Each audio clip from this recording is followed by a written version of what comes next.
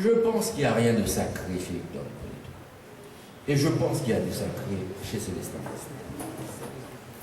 Bien évidemment, je suis bon à être lynché en me disant, puisque Célestin Faustin, Hector Hippolyte est censé être un roi. Non, c'est possible, mais cette affaire-là n'est pas claire. Cette affaire-là n'est pas claire et comme je l'ai écrit à plusieurs reprises, Hippolyte joue sur les choses. Hippolyte construit une légende qui a été répercutée et il a essayé de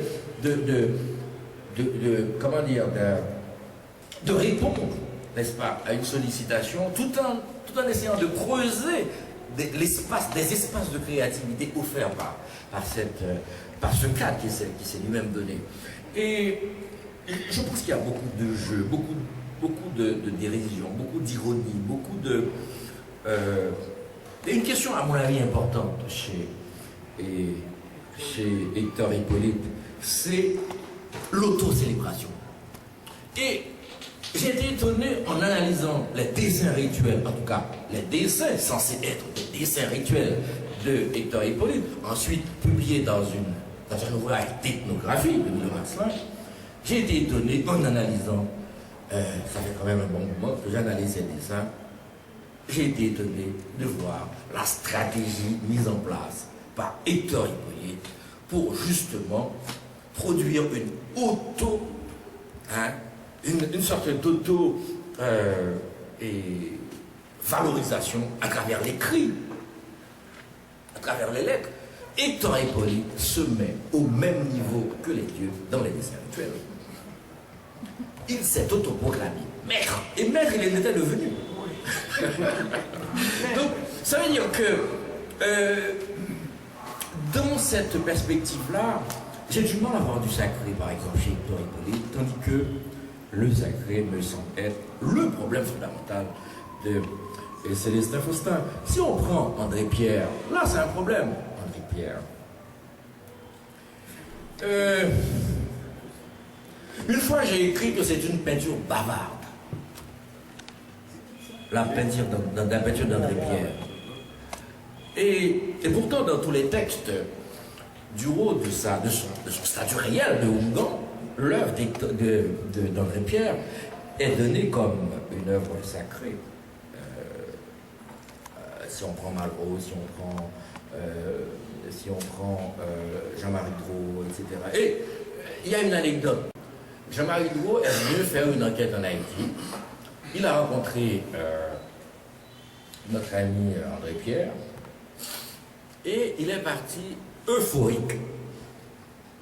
Pourquoi? Parce que André Pierre lui a dit « Chacune de mes toiles est accompagnée d'une chanson. » C'est une offrande, n'est-ce pas, aux esprits.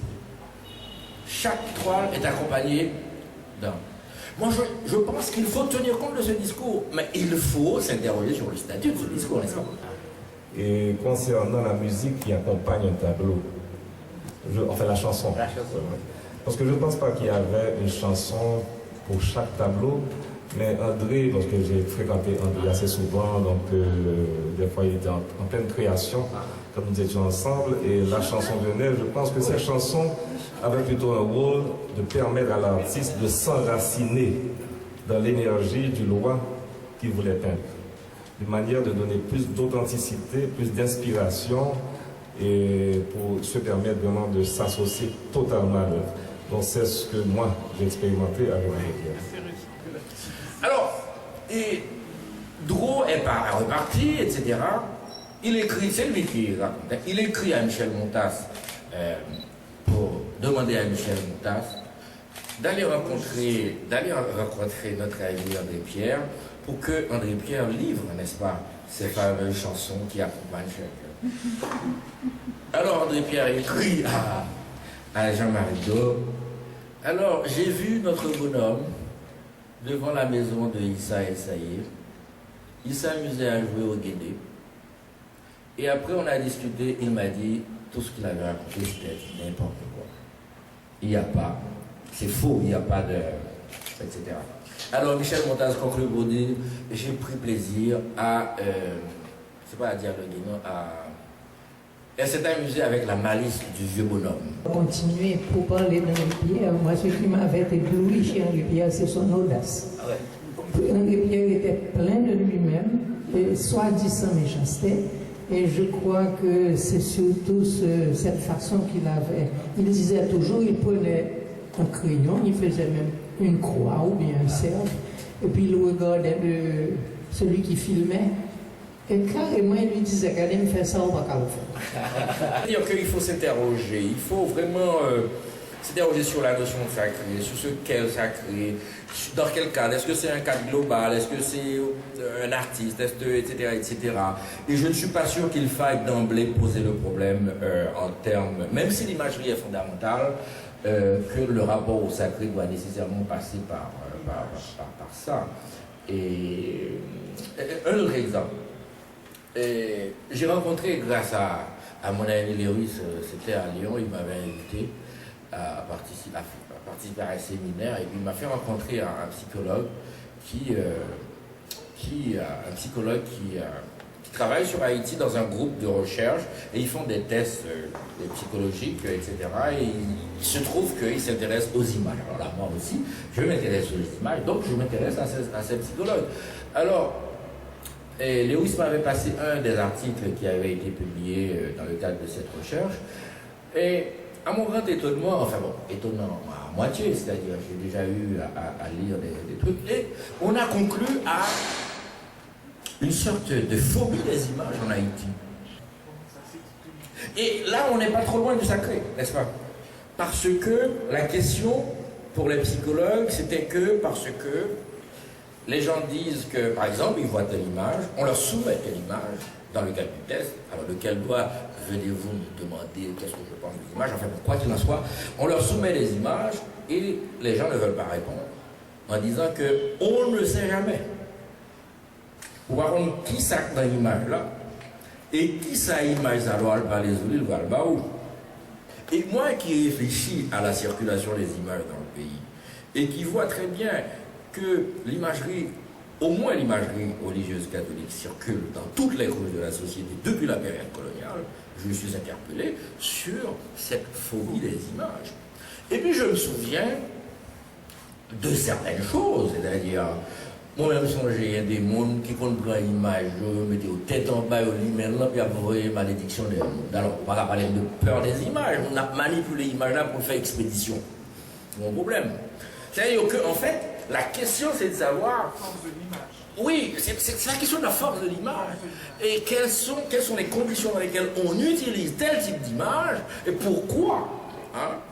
Et bon, bien évidemment, cette question de la peur des images est traitée autrement par certains chercheurs comme Jacques Gaudi qui a publié un livre là-dessus, mais en fait, c'est pas tant la peur des images dont il traite que de l'ambiguïté que l'existence même des images pose aux sociétés. Et c'est pas seulement les images en tant qu'images comme ça, mais il s'agit aussi des représentations d'une manière générale, y compris le théâtre, la musique, etc. C'est un livre à lire.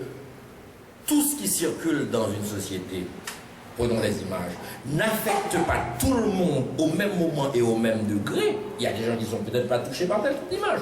Mais quoi qu'il en soit, de là à... Enfin, quelles sont les conditions dans lesquelles les résultats d'une recherche peuvent prétendre à la généralité? Et il me semble que le psychologue n'avait pas vu ça. Il était parti sur l'idée qu'il y a une phobie des images en Haïti. Et je me rappelle, j'avais dans l'un de mes entretiens avec des artistes, j'ai rencontré Jean-Rémy, Eddie Jean-Rémy, et puis on discute, et puis Eddie me dit, bah, écoute, tu sais, les gars souvent, les gars utilisent des têtes mortes, j'en ai base dans la caméra. Un artiste qui crée des images et qui te dit, bon, enfin, il y a des images que lui, enfin, il ne pourrait pas vivre avec. Donc, c'est pas une phobie des images, c'est un rap. Et moi, je suis perpétuellement dans le doute face à André Pierre. Quant à cette dimension du sacré. C'est-à-dire, il y a une chose qui m'intéresse à essayer de comprendre, c'est quelles sont les éléments, quels sont les... Il faut prendre l'artiste dans son contexte, dans son environnement, etc. C'est-à-dire la personne a des instruments entre les mains. La personne a un univers de sens, n'est-ce pas? Et dans une situation d'interlocution avec quelqu'un d'un autre univers, la question dans une sorte de bataille de parole, c'est qui va gagner, n'est-ce pas? Et je fais en sorte que je ramène l'autre dans mon univers de sens pour ne pas perdre la face, n'est-ce pas? Pour gagner le pari. Et je pense que beaucoup d'artistes haïtiens, en commençant par Hippolyte, ont joué de ces ressources-là.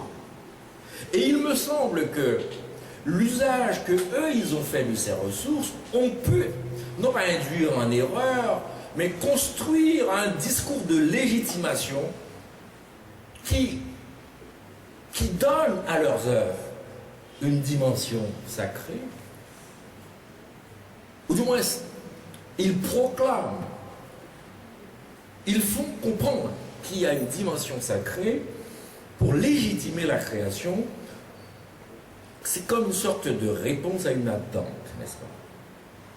Et bon, c'est des interrogations. Pour moi, c'est ce qui se passe aussi avec les Bizango de la collection Leman. C'est-à-dire, on construit une épaisseur historique à ces objets, on construit une sacralité à ces objets, mais ethnographiquement, c'est pas établi, n'est-ce pas?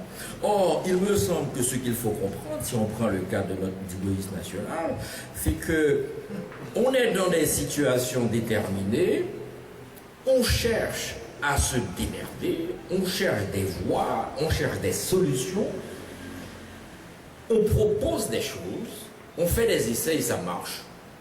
On construit un discours de légitimation en fonction de ce qui est audible pour la personne qui est en face, tout en ne perdant pas la face, n'est-ce pas? Et ça marche. Et lorsque ça marche, ça déclenche des choses et on a des œuvres extraordinaires.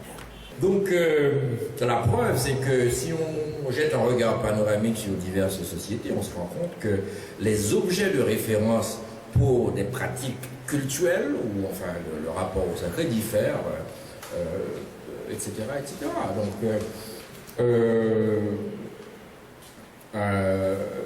je ne pense pas que ce soit l'objet en soi, sauf que certaines religions ou certains régimes de croyance à un certain niveau d'institutionnalisation peuvent susciter la production spécifique d'un type de création.